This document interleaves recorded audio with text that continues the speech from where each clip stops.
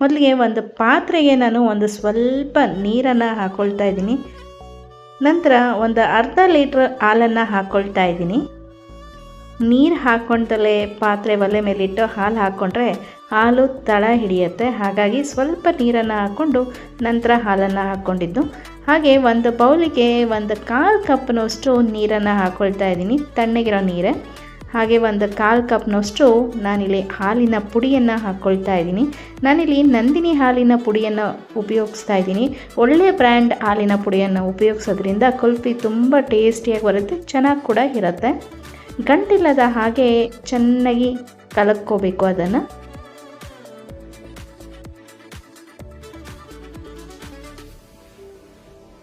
ನೋಡಿ, ಚೆನ್ನಾಗಿ ಕಲಿಸ್ಕೊಳ್ತಾ ಇದ್ದೀನಿ, ಸ್ವಲ್ಪನೂ ಗಂಟಿರಬಾರ್ದು. ನಮ್ಮ ಪೌಡ್ರ್ ಹಾಲು ರೆಡಿಯಾಗಿದೆ. ಈಗ ಹಾಲು ಕಾಯೋದಕ್ಕಿಡಬೇಕಾದ್ರೆ ಲೋ